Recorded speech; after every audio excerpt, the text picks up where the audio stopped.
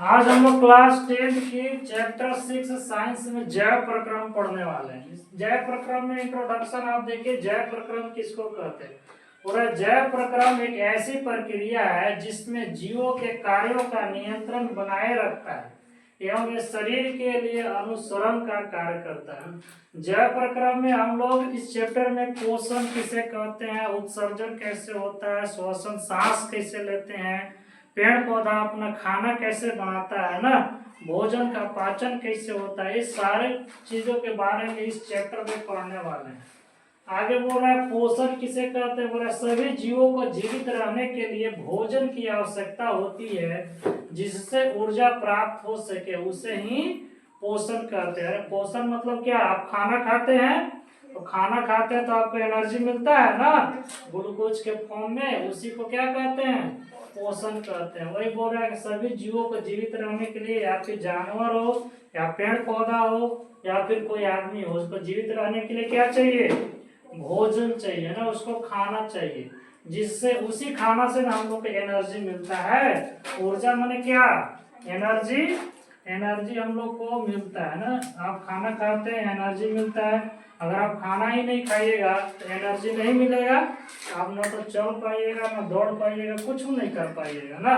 तो इसी को क्या कहते हैं, पोषण कहते हैं। आगे है उत्सर्जन ना। उत्सर्जन किसको कहते हैं, बोल रहे हैं कि उत्सर्जन एक रासायनिक क्रिया है जब ऊर्जा प्राप्त करने के पश्चात कुछ बचे अवशिष्ट जो जीवों के लिए हानिकारक होता है, इस हानिकारक पदार्थ को शरीर से बाहर निकालने की प्रक्रिया को उत्सर्जन कहते हैं। आप पानी पीते हैं ना, तो पानी पीते हैं तो आप पूरा का पूरा पानी जितना बॉडी को चाहिए उतना रखता है, बाकी पानी को क्या करता है, वो बाहर निकलता है। आप खाना खाते हैं तो उससे एनर्जी मिलता है, बाकी जो बचे हुए अपशिष्ट पदार्थ होते हैं, जो बचे हुए अपशिष्ट पदार्थ होते हैं उसको बाहर निकालना होता है, तो उसी को क्या कहते हैं, उत्सर्जन कहते हैं ना। आप पानी पिए, पानी जितना आपको शरीर को चाहिए उतना शरीर रखा, बाकी चीजों को बाहर निकाल दिया। आप खाना खाए, उससे जो एनर्जी मिला वो यूज किया, बाकी जो चीज था उसको बाहर निकाल दिया। उसी वो सब क्या है, हानिकारक चीज है, वो हानिकारक चीज है। उसी हानिकारक चीज को बाहर निकालने के प्रोसेस को उत्सर्जन कहते हैं। क्या कहते हैं, उत्सर्जन कहते हैं। आगे है लार ना। लार कहाँ निकलता है, मुंह में निकलता है। तो वही बोल रहा है कि किसी जीव के मुख से लार ग्रंथि से निकलने वाले रस को लार कहते हैं ना। आपके मुंह में 3 तरीके के लार ग्रंथि होते हैं, एगो यहाँ होता है, एगो यहाँ होता है, एगो इन्हें होता है। दो जोड़ी में 3 पेयर में होता है, 6 गो लार ग्रंथि होता है। और सबका काम अलग अलग है। कोई लार का काम है आपके मुंह में जो कीड़ा मकोड़ा गया उसको मारने का काम है, कोई लार के काम है कि भोजन को चिपचिपा बनाने का काम है, और कोई लार का करता है कि भोजन को पचाने का भी काम करता है ना। तो सबका अलग अलग काम है। आपका ग्लैंड भी अलग अलग 3 पेयर में 6 गो है। सबसे बड़ा यहाँ वाला ऐसे मुंह लगाइए, जीभ लगाइए ना जे गुलटी तरी टोआ रहा होगा बड़े गो है, जब बड़े गो गुलटी तरी टोआ रहा होगा दोनों साइड, वो सबसे बड़ी लार ग्रंथि है। ओकरे से जो निकलता है ना वो कीड़ा मकोड़ा को मारने का काम करता है। तो फिलहाल उतना नहीं जानना है, सिर्फ यही जानना है कि लार किसको कहते हैं ना। तो मुंह से निकलने वाले जो रस होता है उसी को क्या कहते हैं, लार कहते हैं। इसका आप लोग स्क्रीनशॉट ले लीजिए। इसके बाद आगे हम लोग पढ़ेंगे एंजाइम किसको कहते हैं ना, श्वसन किसको कहते हैं।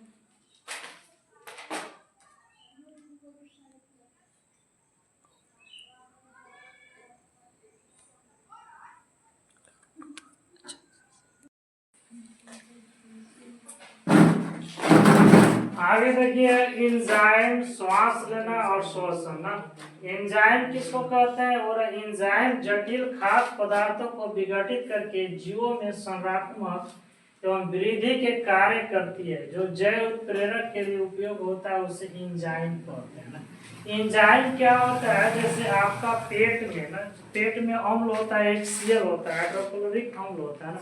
आपका छोटी आंत होता है ना, छोटी आंत, तो वहां पे एंजाइम निकलता है। क्या निकलता है, एंजाइम निकलता है। वो क्या करता है कि भोजन को पचाने का काम करता है। ना, वो भोजन को पचाने का काम करता है। प्रोटीन को कौन पचाता है उसको भी पढ़ेंगे हम लोग। कार्बोहाइड्रेट को कौन पचाता है ना, वसा को कौन पचाता है, सबका अलग अलग एंजाइम रहता है। तो एंजाइम क्या करता है, जो भोजन है आपका उसको सड़ान मतलब उसको पचाने का काम करेगा, उसको तोड़ने का काम करता है एंजाइम ना। एंजाइम उसी को कहते हैं जो क्या हो रहा है, जटिल यानी कि जो आपको खाद्य पदार्थ जो आप खा रहे हैं उसको छोटे छोटे टुकड़ों में उसको गलाने का काम कौन कर रहा है, एंजाइम कर रहा है। वो जूस के जैसा होता है, रस के जैसा निकलता है और क्या करता है, भोजन को गलाने का काम करता है ना। अब गलेगा और वहां से जो एनर्जी मिलेगा उसको ब्लड में भेज दिया जाएगा। एंजाइम एक तरह का जूस है जो भोजन को, जटिल खाद्य पदार्थ को क्या करेगा, विघटित करेगा। विघटित करने का मतलब उसको छोटे छोटे टुकड़ा में बांटेगा उसको ना। आगे है श्वास लेना, किसको कहते हैं, और श्वास लेना एक ऐसी प्रक्रिया है जिसमें जीव वायुमंडल से ऑक्सीजन लेते हैं और CO2 छोड़ते हैं। आप लोग बढ़िया से जानते होंगे कि मनुष्य या फिर जानवर जितने भी होते हैं क्या लेते हैं, ऑक्सीजन लेते हैं और कार्बन डाइऑक्साइड छोड़ते हैं। पेड़ पौधा क्या करता है कि कार्बन डाइऑक्साइड लेता है और ऑक्सीजन छोड़ता है ना। तो इसी को क्या कहते हैं, श्वास लेना कहते हैं। श्वसन अलग चीज है, श्वास लेना एक अलग चीज है, श्वसन अलग चीज है। श्वसन में क्या होता है कि भोजन जो होता है, खाना हम लोग खाते हैं और तो ऑक्सीजन काहे ले रहे हैं, उसका रीजन होगा ना, ऑक्सीजन ले रहे हैं तो ऑक्सीजन क्या करता है, भोजन को ऑक्सीकृत कर देता है। भोजन को आपके खाना में क्या हो जाता है, ऑक्सीजन मिलता है ना। अरे ऑक्सीजन ले रहे हैं तो उसका कुछ यूज है ना शरीर में, तभी ना ऑक्सीजन ले रहे हैं, नहीं तो फिर कहाँ लेंगे ऑक्सीजन। वही बोल रहा है, श्वसन एक ऐसी प्रक्रिया है जिसमें भोजन ऑक्सीकृत होता है और ऊर्जा मुक्त होता है। इस प्रक्रम को क्या कहते हैं, श्वसन कहते हैं ना, इसको श्वसन कहते हैं। इसका स्क्रीनशॉट लीजिए। आगे हम लोग श्वास लेना और श्वसन में क्या डिफरेंस है, क्या अंतर है, इसको पढ़ेंगे। इसका स्क्रीनशॉट जल्दी से लीजिए आप लोग।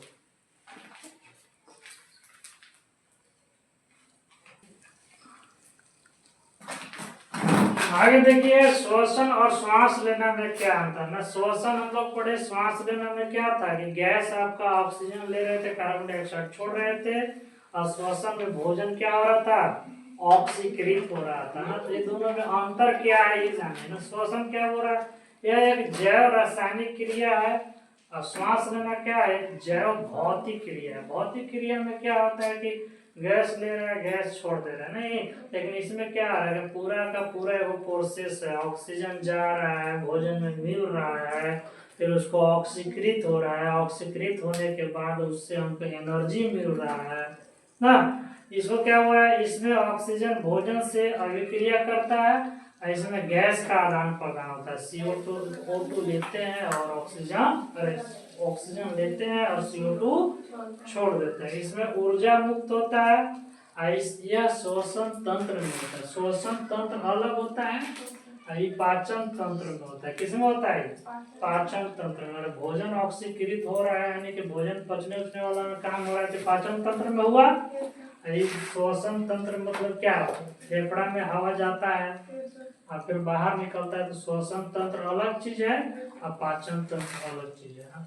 आगे हमारे आमाशय पेट में एक अम्ल होता है, कौन सा अम्ल होता है, HCl नामक एक अम्ल होता है जिसको हाइड्रोक्लोरिक अम्ल कहते हैं। क्या कहते हैं, हाइड्रोक्लोरिक अम्ल कहते हैं, जिसको HCl लिखा जाता है। क्या लिखा जाता है, HCl लिखा जाता है। क्या करता है कि आप जो खाना खा रहे हैं तो पेट में कीड़ा मकोड़ा कुछ हानिकारक चीज भी जा रहा है, उसको मारने का काम करता है। HCl क्या कर देता है, उसको मारने का काम करता है।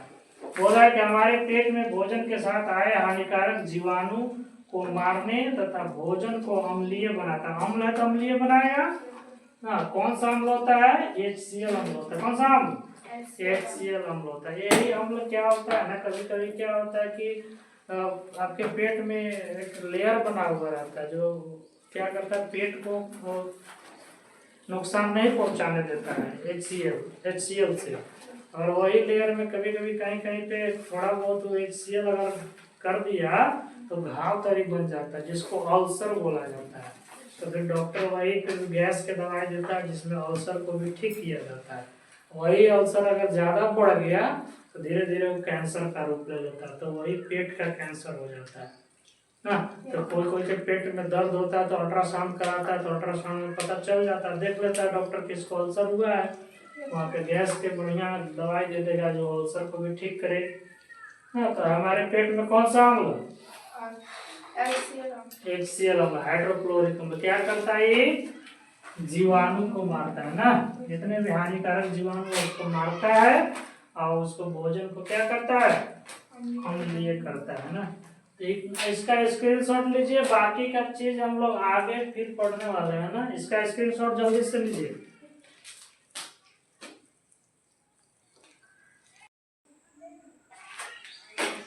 आगे हम लोग जानेंगे वायवीय श्वसन तथा अवायवीय श्वसन में क्या अंतर है, क्या डिफरेंस है ना।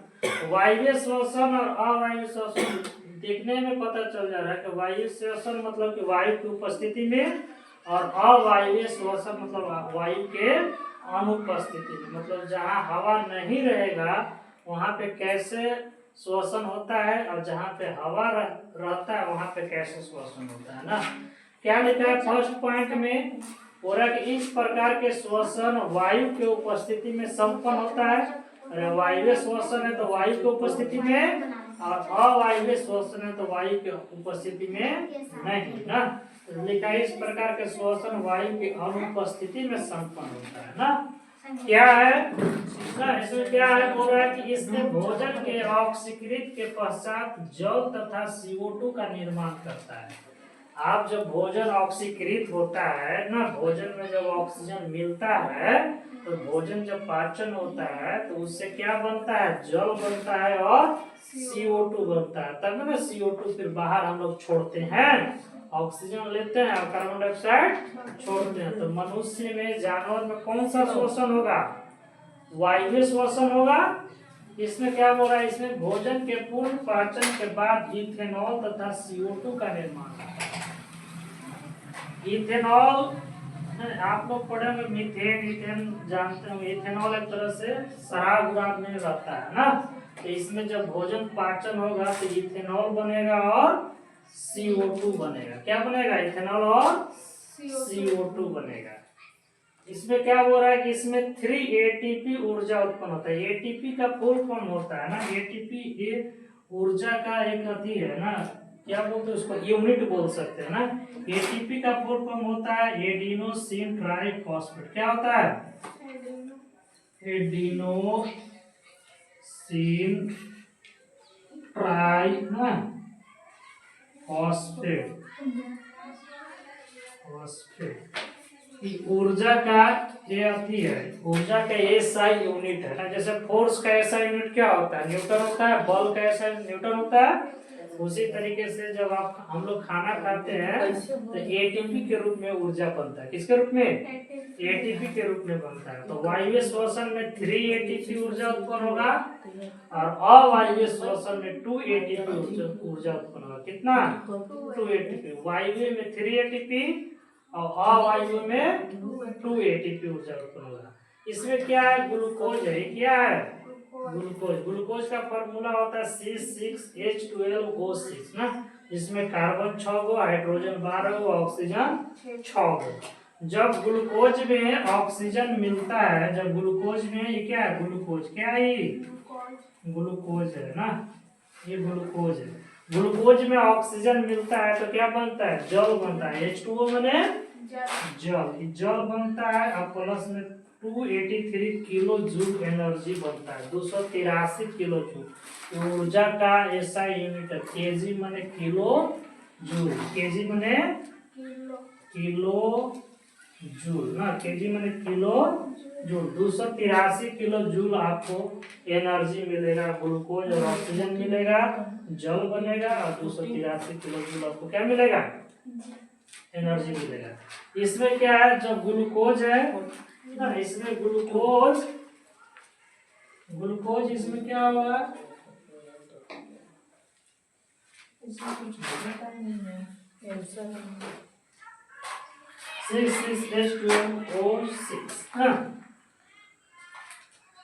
ऑक्सीजन तो इसमें भी जुड़ना चाहिए ना, ऑक्सीजन इसमें भी जुड़ना चाहिए, इसमें भी ऑक्सीजन जुड़ेगा।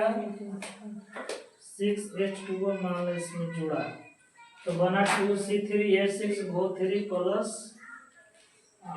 उसमें क्या बन रहा है, इथेनॉल बन रहा है और कार्बन डाइऑक्साइड बन रहा है।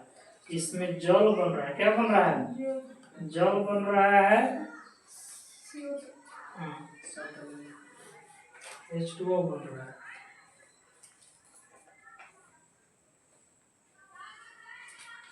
जल इथेनॉल, इथेनॉल इसमें CO2 बन रहा है, इथेनॉल ना, तो इथेनॉल का फॉर्मूला यही वाला है C3H6O3 ना, ये क्या है, इथेनॉल है, इथेनॉल का फॉर्मूला। तो इसमें ग्लूकोज जब टूटेगा ना ऑक्सीजन से मिल करके तो क्या बन जाएगा, इथेनॉल बन जाएगा। एकरा में बनेगा क्या, जल बनेगा और ओकरा में इथेनॉल बनेगा। ये आपको याद रखना है। इसका एटीपी का फुल फॉर्म आप याद कर लीजिए, एडिनोसिन ट्राइफॉस्फेट, और उसमें इसमें 3 ATP, उसमें 2 ATP, इसमें 3 नंबर का ही क्वेश्चन आएगा। ये वाला नहीं भी याद रखिएगा तो कोई दिक्कत नहीं है, ये 3 को पॉइंट लिख दीजिएगा एग्जाम में ना। ये जो वायु के उपस्थिति में संपन्न होता है, वायु के अनुपस्थिति में संपन्न होता है। इसमें भोजन के ऑक्सीकृत के पश्चात जल और CO2 बनता है, जल और CO2 बनता है, और इसमें इथेनॉल और CO2 बनता है। एकरा में जल, ओकरा में इथेनॉल, इसमें जल, इसमें इथेनॉल, बाकी दोनों में कार्बन डाइऑक्साइड ही रहेगा ना। इसमें 3 ATP, इसमें 2 ATP। 3 पॉइंट तो याद ही रखना, इसको तो याद नहीं रखना, ही तो ऐसे ही पता चलेगा वायु है तो वायु में, अवायु है तो वायु की अनुपस्थिति में, ये तो ऐसे ही याद हो गया। और एकरा में बस यही लिख देना, इसमें भोजन के ऑक्सीकृत के पश्चात जल और CO2, और इसमें भोजन के ऑक्सीकृत पुनर्पाचन के बाद इथेनॉल और CO2। एकरा में जल और एकरा में इथेनॉल और कार्बन डाइऑक्साइड दोनों में रहेगा। एकरा में 3 ATP और एकरा में 2 ATP। बस 3 पॉइंट याद रखना है, ये वाला पॉइंट आप मत याद करिएगा ना। अगर आपको नॉलेज के लिए अगर चाहिए तो इसको कर लीजिएगा, और ATP का फुल फॉर्म केवल याद कर लीजिएगा, ये जरूरी है, ताकि इन फ्यूचर आपको ये काम करेगा ना। इसका स्क्रीनशॉट लीजिए जल्दी से।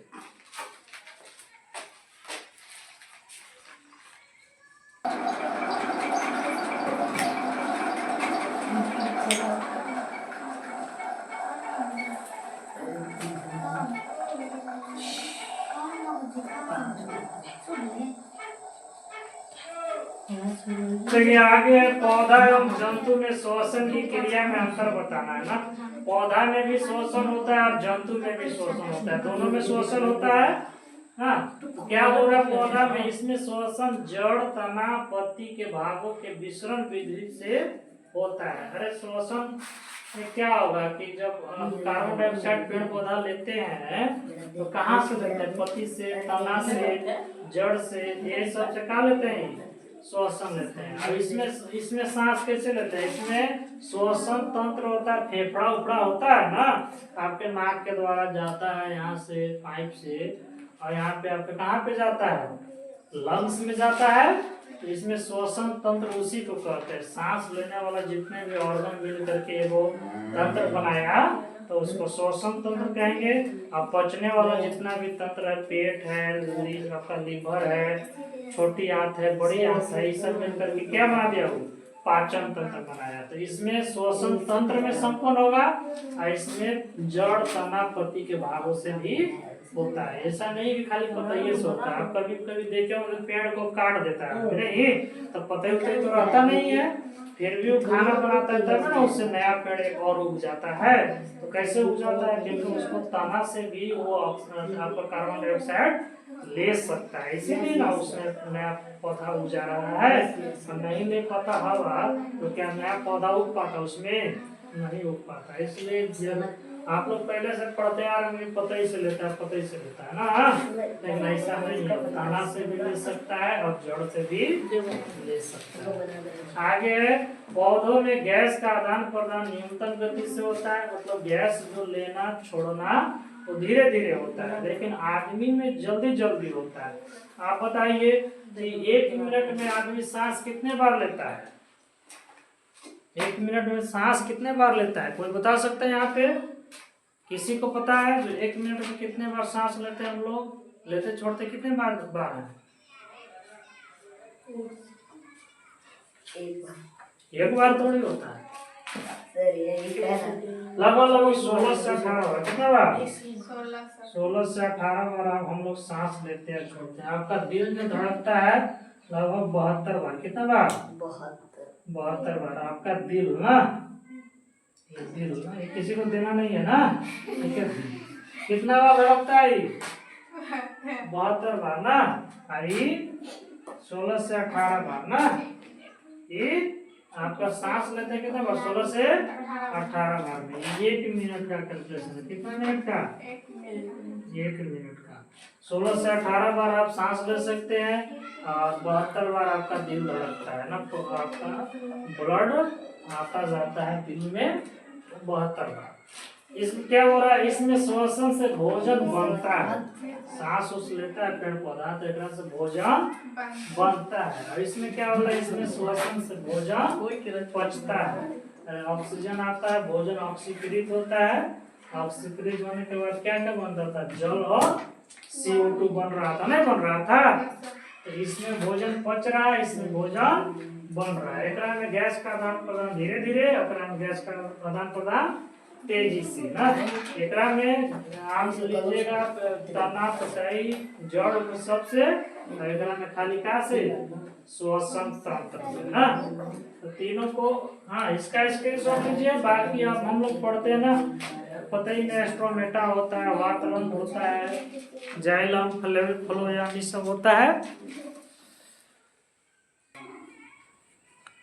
देखिए एस्ट्रोमेटा और वातरंध्र होता है ना, लिखा है एस्ट्रोमेटा और वातरंध्र में से आप क्या समझते हैं? तो एस्ट्रोमेटा किसको कहते हैं, वातरंध्र किसको कहते हैं? बोला एस्ट्रोमेटा बहुत छोटे छोटे छिद्र होता है जो द्वार कोशिका द्वारा घिरे होते हैं।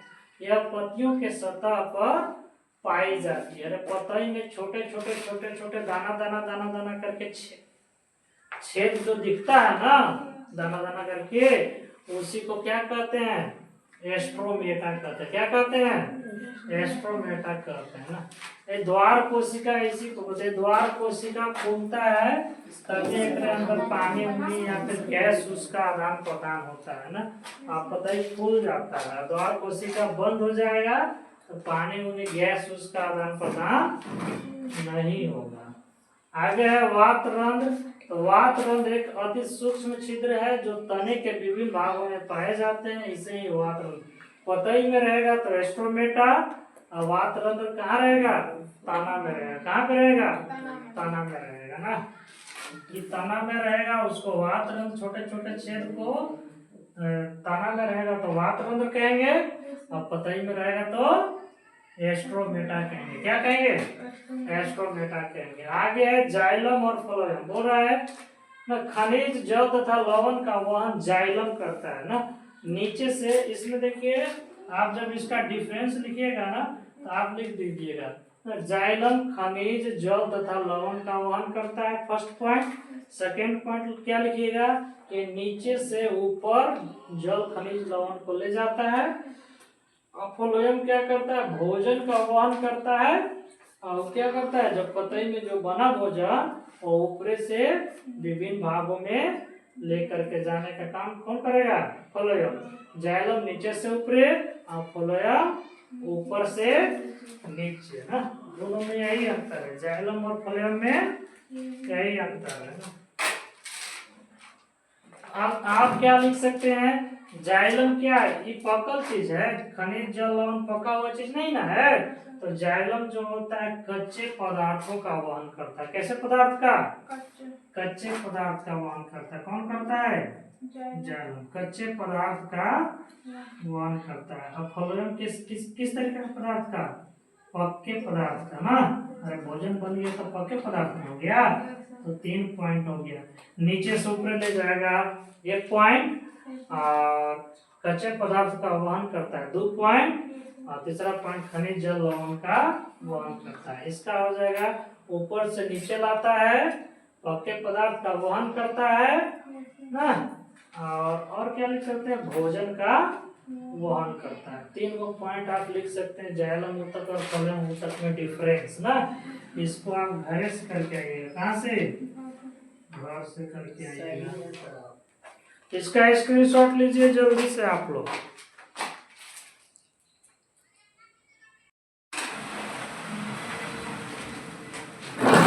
आगे हम लोग इस चैप्टर में ना जैव प्रक्रम में पढ़ेंगे रुधिर किसको कहते हैं, ब्लड किसको कहते हैं ना। आपके ब्लड में हीमोग्लोबिन नामक एक पिगमेंट पाया जाता है, जिसके वजह से आपका ब्लड कैसा दिखता है, रेड कलर का दिखता है, लाल कलर का दिखता है ना। जैसे आपके पौधों में पौधे की पत्तियां हरी दिखती है, किसके वजह से, क्लोरोफिल की वजह से। किसके वजह से, क्लोरोफिल की वजह से आपके पौधे की पत्तियां हरी दिखती है। उसी तरीके से आपके ब्लड में हीमोग्लोबिन होता है, जिसके वजह से आपका ब्लड रेड कलर का दिखता है ना। क्या बोल रहा है कि रुधिर क्या है, इसका कार्य क्या है, रुधिर किसको कहते हैं ना, रुधिर माने खून ना, जिसको आप अंग्रेजी में क्या कहते हैं, ब्लड कहते हैं ना। तो रुधिर किसको कहते हैं और रुधिर का क्या क्या काम है, आपके शरीर में रुधिर क्या क्या काम करता है, उसके बारे में हम लोग जानेंगे। क्या बोल रहा है, रुधिर लाल रंग का संयोजी ऊतक है। संयोजी ऊतक मतलब कनेक्टिव टिश्यू ना। वो क्या करता है, जोड़ने का काम करता है। आपके पूरे बॉडी में ब्लड है, पूरे बॉडी में ब्लड है, तो एक ऑर्गन से दूसरे ऑर्गन को जोड़ने का काम कौन कर रहा है, ब्लड ही कर रहा है। तो इसलिए इसको कनेक्टिंग टिश्यू कहते हैं। दूधों के जो जोड़ता है उसी को ना कनेक्ट करना कहते हैं। तो आपका ये कनेक्ट करने का काम करता है, इसलिए इसको संयोजी ऊतक कहते हैं, जिसमें हीमोग्लोबिन नामक एक पिगमेंट पाया जाता है।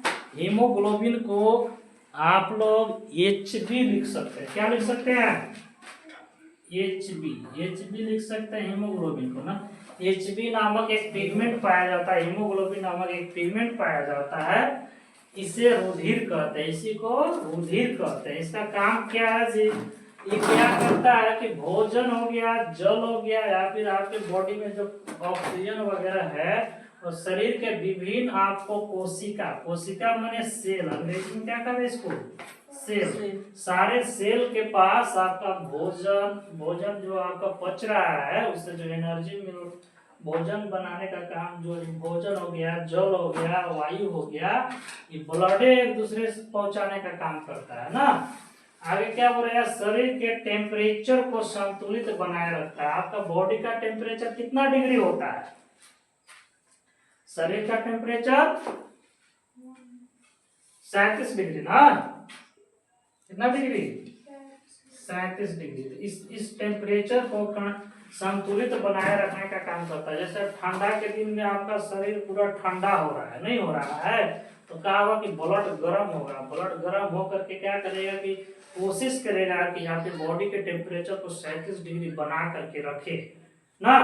अब गर्मी के दिन में क्या होगा कि आपका बॉडी ज्यादा हीट करेगा, तो आपका ब्लड एक क्या काम करेगा, आपके बॉडी को ठंडा करने का काम करेगा, ताकि उसका टेम्परेचर कितना डिग्री रह सके, 37 डिग्री रह सके ना।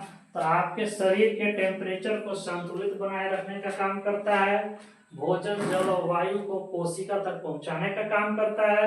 शरीर में उपाच्य के पश्चात हानिकारक पदार्थ को उत्सर्जन अंग तक पहुंचाने का काम करता है ना। जैसे आप लोग उत्सर्जन अंग तक कैसे पहुंचाएगा, जैसे क्या होता है कि आपके बॉडी से जो पास होता है, या फिर कोई भी यूरिया वगैरह पास होता है, तो क्या होता है, ब्लड में से ही ना छान करके किडनी बाहर निकलता है।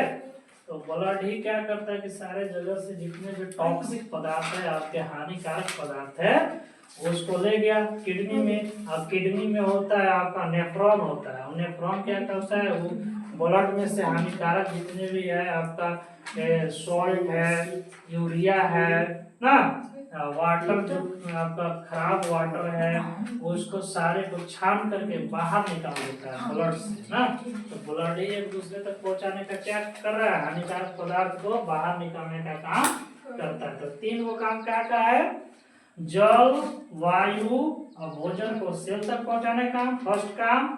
सेकेंड काम, बॉडी के टेम्परेचर को कंट्रोल करने का काम। थर्ड काम, आपका हानिकारक पदार्थ को उत्सर्जन अंग तक पहुंचाने का काम है ना।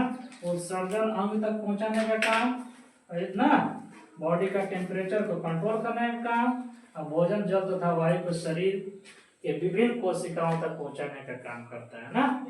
इसको समझ लो बढ़िया से, इसका स्क्रीनशॉट लीजिए जल्दी से ना। इसके बाद आगे हम लोग पढ़ेंगे इस चैप्टर में।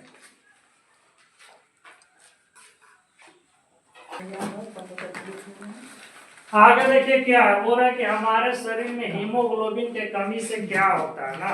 आपके शरीर में अगर हीमोग्लोबिन कम हो जाएगा ना, आपके शरीर में हीमोग्लोबिन कम हो जाएगा तो क्या होगा। आप डॉक्टर के पास जाते होंगे तो क्या चेक करवाते हैं, कहते हैं कि खून कम हो गया है कि बेसी हो गया, चेक करिए। तो क्या चेक करता है वो, हीमोग्लोबिन है ना चेक करता है। तो हीमोग्लोबिन में आपको चेक करेगा, वहीं से पता चलेगा कि खून के कमी हुआ है कि नहीं हुआ है।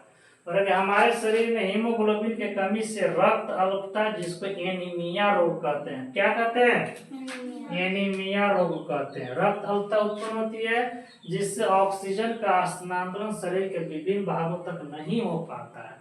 अरे आपका ब्लड में हीमोग्लोबिन है, वही क्या करता है, ऑक्सीजन को, भोजन को, जल को एने से लेके जाने का काम करता है।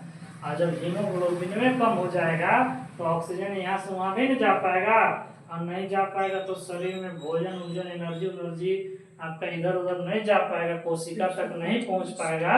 तो आपका बॉडी थका हुआ महसूस करेगा। कैसा महसूस करेगा, थका हुआ महसूस करेगा ना। विभिन्न भागों नहीं जा पाते, जिसके कारण मनुष्य को लंबा लंबा सांस लेना पड़ेगा। ऑक्सीजन चाहिए बॉडी को, अब ऑक्सीजन जल्दी पहुंच नहीं रहा तो आदमी क्या करेगा, लंबा लंबा सांस लेने लगेगा। और सांस लेते लेते क्या हो जाएगा, थक जाएगा। और थकेगा, और थकेगा तो क्या होगा, कमजोरी ना होगा। यही बोल रहा है कि हमारे शरीर में हीमोग्लोबिन की कमी से रक्त अल्पता रोग उत्पन्न होता है, जिससे ऑक्सीजन का स्थानांतरण शरीर के विभिन्न भागों तक नहीं हो पाता है, जिससे आदमी लंबा लंबा सांस लेने लगता है। और लंबा लंबा सांस लीजिएगा तो आप थकिएगा, और थकिएगा तो फिर क्या हो जाएगा, कमजोर हो जाएगा। तो हीमोग्लोबिन के कमी से कौन सा रोग, एनीमिया रोग। कौन सा रोग, एनीमिया रोग। आगे है रुधिर वाहिनी, किसको कहते हैं ना। तो रुधिर वाहिनी आपके बॉडी में दो प्रकार के होते हैं, एक के सीरा कहते हैं, एक के धमनी कहते हैं ना। एक के सीरा कहते हैं, एक के धमनी कहते हैं। आपका नस जो होता है यहाँ पे आपके शरीर में देखते हैं नस है ना, वो दो तरीका का नस होता है। एक के सीरा कहा जाता है, एक के धमनी कहा जाता है। एक में ऑक्सीकृत ब्लड होता है जिसमें ऑक्सीजन घुला हुआ रहता है, और एक में कार्बन डाइऑक्साइड घुला हुआ रहता है। जेकरा में ऑक्सीजन घुला हुआ रहेगा वो शुद्ध रक्त होगा, और जेकरा में कार्बन डाइऑक्साइड घुला रहेगा तो अशुद्ध रक्त रहेगा। तो ऑक्सीजन घुला रहता है केकरा में, धमनी में, ऑक्सीजन धमनी में, और कार्बन डाइऑक्साइड सीरा में। तो सीरा में अशुद्ध रक्त होता है और धमनी में शुद्ध रक्त होता है। तो रुधिर वाहिनी किसको कहते हैं, शरीर के विभिन्न भागों में रुधिर का आवागमन के लिए जिस वाहिनी का उपयोग होता है उसे रुधिर वाहिनी कहते हैं। रुधिर वाहिनी दो प्रकार के, पहला है धमनी, दूसरा है सीरा। और सीरा किसको कहते हैं, सीरा अशुद्ध रुधिर को शरीर के विभिन्न भागों से एकत्रित करके हृदय तक पहुंचाने का काम करता है। हृदय माने हार्ट, हृदय माने हार्ट ना, जिसको आप दिल कहते हैं। क्या कहते हैं, दिल कहते हैं। तो क्या करता है, हार्ट में क्या करता है, सीरा जो होता है ना, सीरा क्या करता है, आपके बॉडी से जितने भी ब्लड है ना, उस ब्लड को दिल तक पहुंचाने का काम करता है। कौन करता है, सीरा करता है। और धमनी क्या करता है, दिल में आपके ऑक्सीजन मिला, वो हार्ट में ऑक्सीजन मिला, उस ऑक्सीजन को धमनी के थ्रू शरीर के विभिन्न भागों तक पहुंचाने का काम करता है। तो आगे हम लोग पढ़ेंगे कि हार्ट कैसे काम करता है ना। हार्ट में 4 गो चेम्बर होता है। क्या गो चेम्बर, 4 चेम्बर होता है। कौन चेम्बर में से कौन में जाता है तो कौन में ऑक्सीजन मिलता है, और कहाँ से कहाँ कैसे ब्लड जाता है, ये सब पढ़ेंगे। फिलहाल अभी हम लोग जानेंगे कि सीरा किसको कहेंगे, धमनी किसको कहेंगे ना। इसका स्क्रीनशॉट लीजिए जल्दी से। इसके बाद पढ़ेंगे कि धमनी किसको कहते हैं।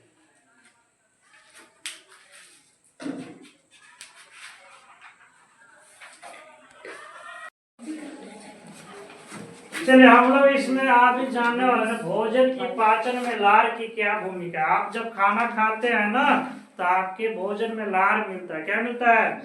लार। आपके मुंह में 3 ठो लार ग्रंथि होता है, वो लार मिलता है, मिक्स होता है, तो आपका भोजन को क्या करता है? कोई लार है जो भोजन को चिपचिपा बनाता है, और कोई है पचाने का काम करता है, और कोई आपके जो भोजन के साथ कीड़ा मकोड़ा आपके मुंह में गया है उसको मारने का काम करता है, उसको किल करने का काम करता है।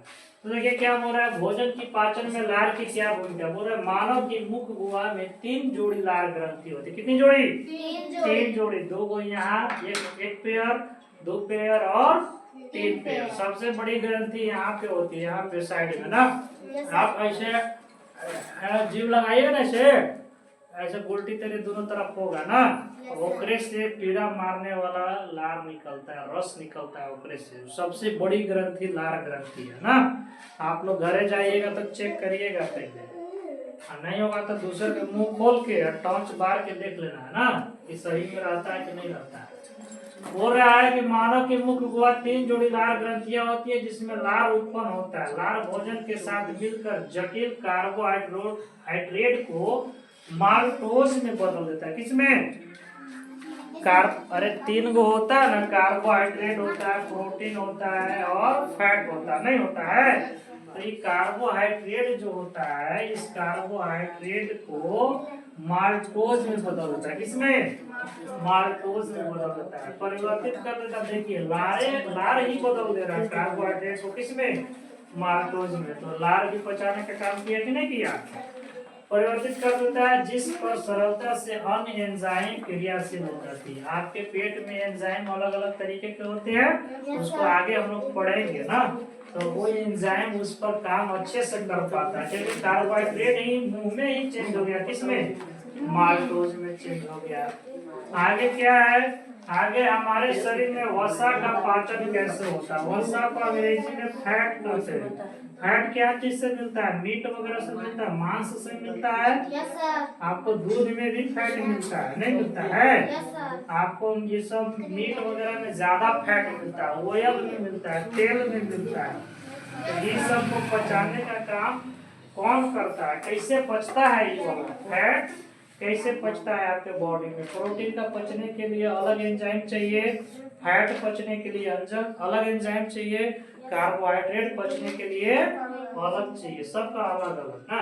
और जब वसा अर्ध ठोस रूप में होकर ग्रहणी में पहुंचता है तो पित्ताशय से पित्त रस निकलता है। जैसे आप यहाँ से खाना खाएं, इसको ओएसोफेगस कहते हैं, ये वाला पैपुआ के ओएसोफेगस, या फिर हिंदी में ग्रहणी उसी को कहते हैं, यहाँ पे ग्रास नली भी इसको कहा जाता है। तो ऐसे जाता है तो यहाँ से आपको जाएगा तो आपका इधर ही लीवर होता है। क्या होता है? लीवर होता है, जिसको पित्ताशय कहते हैं। क्या कहते हैं?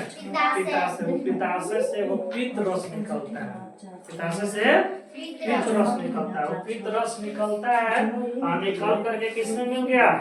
भोजन में मिल जाता है, और भोजन को छोटे छोटे कणों में विघटित कर देता है, उसको छोटे छोटे टुकड़ा में बांट देगा। इस विधि को इमल्सीकरण कहते हैं। क्या कहते हैं? इमल्सीकरण कहते हैं। तो वसा में पित्त रस मिलने की विधि को इमल्सीकरण कहते हैं। कौन सा? इमल्सीकरण कहते हैं। तत्पश्चात क्षुद्रांत में पहुंचता है। क्षुद्रांत कहने का मतलब छोटी आंत ना। अरे पेट से खाना कहाँ जाता है? छोटी आंत में आता है, जिसको इंग्लिश में स्मॉल इंटेस्टाइन कहते हैं ना। तो वहाँ पे जाता है, वहाँ पे जाता क्षुद्रांत में पहुंचता है। क्षुद्रांत में भोजन में लाइपेज एंजाइम मिलता है। छोटी आंत में लाइपेज नामक एक एंजाइम निकलता है, वो क्या मिल जाता है? वो वसा में भोजन के साथ मिक्स हो जाता है। इससे अभिक्रिया करके वसीय अम्ल या ग्लिसरॉल में बदल कर पाचन की क्रिया संपन्न होती है। तो बताइए वसा को पचाने वाला एंजाइम कौन है? वसा को पचाने वाला एंजाइम कौन है? लाइपेज एंजाइम है। कौन सा एंजाइम? Lipase enzyme. तो आप यहीं पे जान गए कि वसा को कौन पचाता है? लाइपेज नामक एंजाइम पचाता है। इसका स्क्रीनशॉट लीजिए। अभी हम फिगर ड्रॉ करेंगे, कहाँ पे पेट है, कहाँ छोटी आंत, कहाँ बड़ी आंत, कहाँ पे लीवर है, कहाँ पे पैंक्रियाज है, इसका क्या काम है, वो चीज इसमें हम बढ़िया से जानने वाले। इसका स्क्रीनशॉट लीजिए जल्दी से।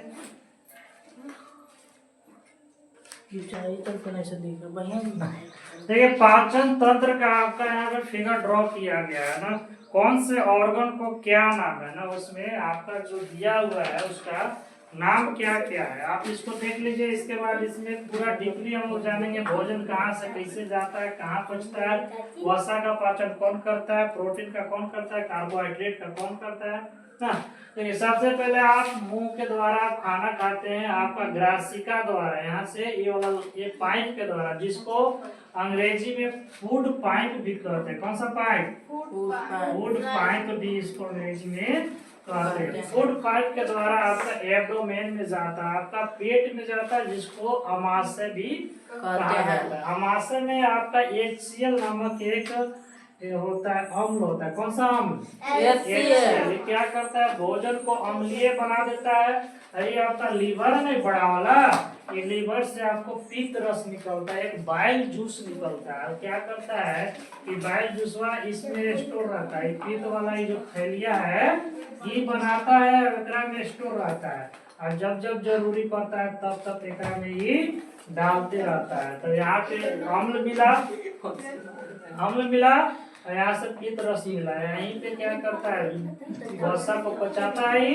अब यहाँ से इस पाइप के द्वारा आपको देखिए ये पैंक्रियाज है, पैंक्रियाज से भी जूस निकलता है जो यहाँ पे छोड़ता है ना, इस वाले पाइप में छोड़ता है। यहाँ से भोजन जाता है इसमें, इसमें छोटी आंत में, इसका नाम भले छोटी आंत है, स्मॉल इंटेस्टाइन, लेकिन सबसे बड़ा ये रहता है, ये गोले गोले लबड़ाए तो ये सबसे बड़ा ही रहता है। अब आप इसमें गया, अब इसमें पूरा का पूरा भोजन का पाचन हो जाता है। यहीं से आपका जितना फैट पचा था उसका एनर्जी, प्रोटीन पचा था उसका एनर्जी, कार्बोहाइड्रेट पचा था उसका एनर्जी, यहीं से आपका ब्लड में चला जाता है। आप ब्लड के पूरे सेल को क्या कर देता है, वो भेज देता है ना। और यहाँ से जो जो नहीं पचा जो खाना, वो आपको बड़ी आंत में जाएगा, ये वाला में जाएगा, जिसको लार्ज इंटेस्टाइन कहते हैं। और यहाँ से फिर धीरे धीरे धीरे आपको गुदा द्वार के द्वारा क्या हो जाएगा, वो बाहर निकल जाएगा ना।